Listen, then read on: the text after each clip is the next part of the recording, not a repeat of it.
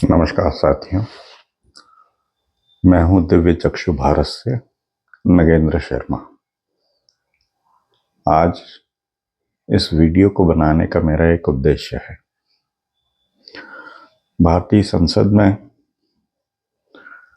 श्रीमान राहुल गांधी द्वारा मनुस्मृति और संविधान दोनों को प्रदर्शित करते हुए यह बतलाया कि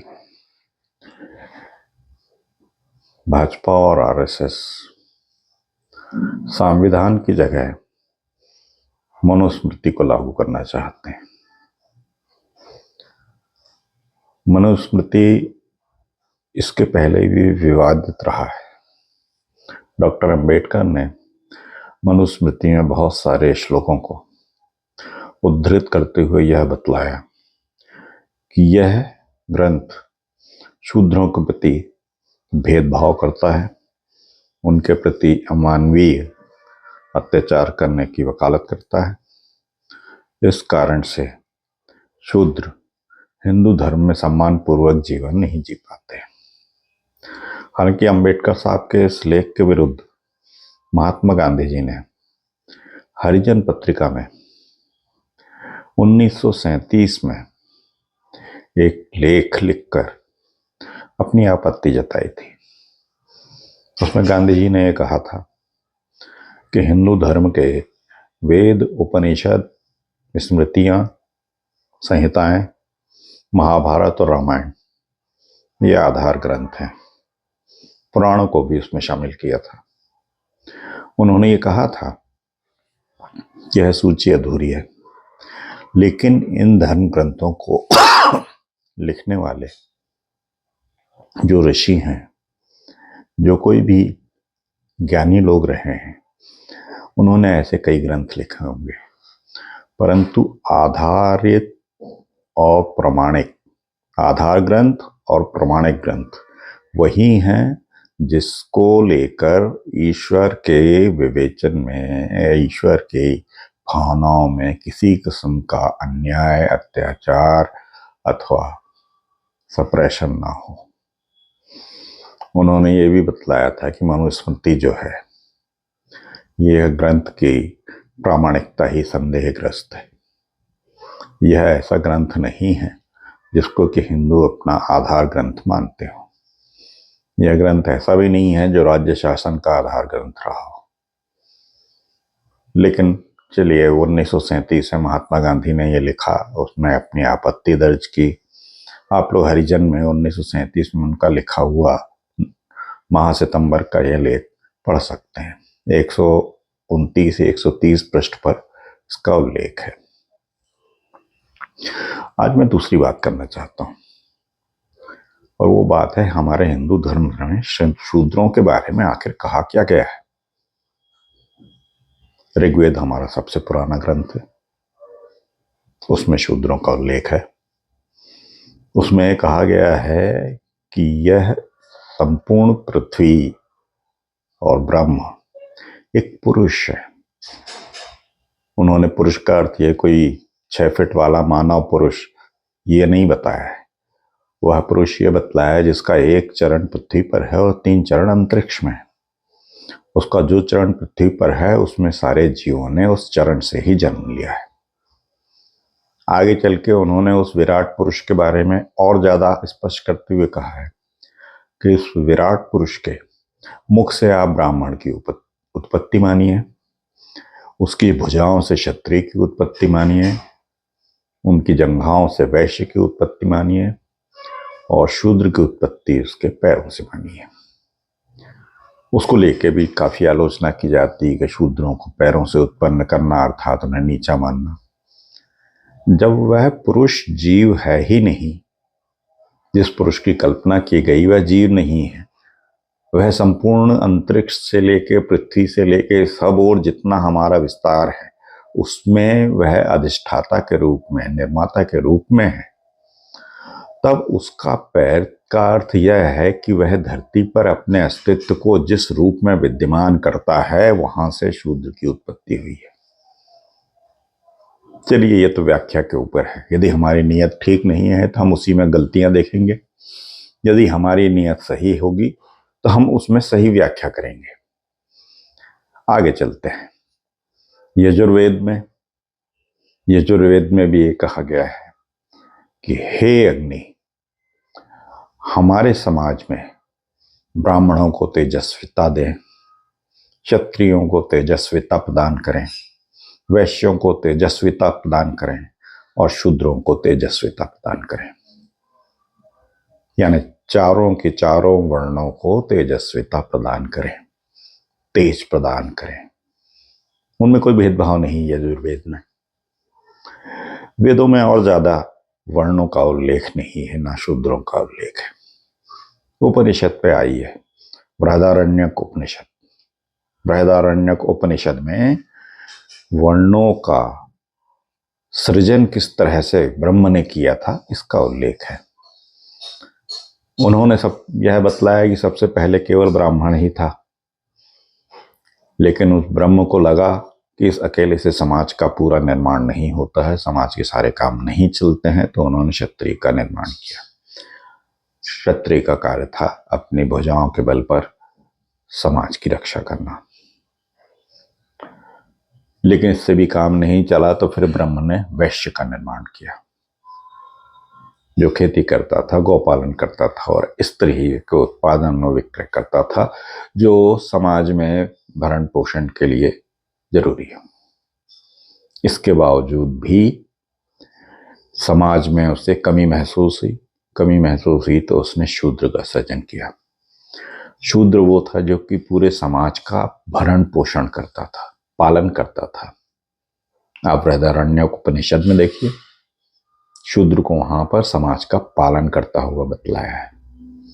पूषा देवता, जो कि 7 देवताओं में से एक थे, वे शूद्र थे। धरती माता, उन्हें भी शूद्र कहा गया। तो पालन पोषण करने वाला कहां से निम्न इस स्तर का हो गया और कहां से उसे दलित मान लिया गया? ऐसा कुछ हमारे वेद और उपनिषद में तो नहीं है। मैंने अन्य कई उपनिषद देखे जहां पे शूद्रों के बारे में मुझे कोई उल्लेख मिल जाए, लेकिन नहीं मिला। और चूंकि नहीं मिला तो मैं मानता हूं वेद और उपनिषद में शूद्रों के बारे में इससे अधिक कुछ नहीं लिखा हुआ है। द्वापर युग में जरूर आते आते महाभारत में, जबकि समाज बहुत ज्यादा विकसित हो गया था, समाज के में संचालित होने लग गया था, कई राजा हो चुके थे, कई जनपद हो चुके थे, कई पीढ़ियां हो चुकी थीं, उत्कृष्ट अस्त्र शस्त्र बनने लगे थे, भाषा विकसित हो चुकी थी, सब चीजें हो गई थी। वहां पर शूद्रों के बारे में पहली परिभाषा दी गई है महाभारत के शांति पर्व के अध्याय 188 में। महाराज भृगु को जब भारद्वाज मुनि ने पूछा कि हे मुनिवर, ये जितने वर्ण हैं उनका विभाजन कैसे हुआ, तो भृगु महाराज ने बोला कि सबसे पहले ब्राह्मण ही एकमात्र वर्ण था, लेकिन ब्राह्मणों ने जब अलग अलग गुणकर्म और स्वभाव अपना लिए तब अलग अलग वर्णों की सृष्टि हुई। ऐसे ब्राह्मण जिनने वीरता अपना ली, क्रोधी हो गए, जो कि कहते समाज के लिए रक्षा का काम उन्होंने देखा, और थोड़ा बहुत तामसी गुण भी आ गए उनमें। तो ऐसे क्षत्रिय जो लोहित रंग के हुए क्षत्रिय वर्ण के माने गए। ऐसे ब्राह्मण जो कि गौपालन, पशुपालन और उपभोग की अन्य वस्तुओं का उत्पादन करने लगे, विक्रय करने लगे, व्यापार करने लग गए, वे वैश्य वर्ण के हो गए। और ऐसे ब्राह्मण जो कि शौच अर्थात शुद्धता और सदाचार, इन दोनों का त्याग कर बैठे, भ्रष्ट हो गए, असत्य और हिंसा के प्रेमी हो गए, व्याधों जैसा निंदित कर्म करने लग गए, ऐसे ब्राह्मण शूद्र भाव को प्राप्त हुए। स्पष्ट हो गया शूद्र कौन थे। शूद्र वे ब्राह्मण थे जिन्होंने शौच का त्याग किया अर्थात शुचिता का त्याग किया, हिंसा अपना ली, असत्य अपना लिया, सदाचार का त्याग कर दिया। व्याध अर्थात शिकारियों जैसा कार्य करने लगे, जीवों को मारने लगे और हर तरह के निंदित कर्म करने लगे। वे ब्राह्मण शूद्र हुए। स्पष्ट है, शूद्र अपने खराब गुण कर्मों के कारण शूद्र कहलाए, वरना वे तो ब्राह्मण थे। अब हमारे यहां जब मनु स्मृति की बात की जाती है तो उसमें बतलाया जाता है कि शूद्रों के साथ कैसा व्यवहार किया जाए। 2-3 जगह खराब भी लिखा हुआ है, लेकिन हम ये भूल जाते हैं कि आखिर ये शूद्र आए कहां से। वह वैश्य होगा, ब्राह्मण होगा, क्षत्रिय होगा, जिसके गुण खराब वह शूद्र होगा। लेकिन हम उसको जाति से जोड़ दिए कि यह एक जाति ही होती है, जन्म से ही होती है। स्कंद पुराण में नागरी खंड में लिखा हुआ है, जन्म न जायते शूद्रता, जन्म से सभी शूद्र होते हैं, क्योंकि किसी को भी तप, ज्ञान और साधना इसकी प्राप्ति जन्म से ही नहीं होती। ये सब प्राप्त करने के लिए उसे आश्रम जाना पड़ता था। जब सभी आश्रम में दीक्षित होते थे 12वें साल या 14वें साल की उम्र में, जब आश्रम में आचार्य गुण धर्म के आधार पर कौन सा छात्र किस वर्ण का होगा इसका निर्णय करते थे, तब पता चलता था कि उसका वर्ण वो कौन सा होगा। हमारी आश्रम परंपरा में आप देख लें तो आपको यही मिलेगा। लेकिन अभी राजनीति में हथियार बना लिया गया है, जाति को हथियार बना लिया गया है।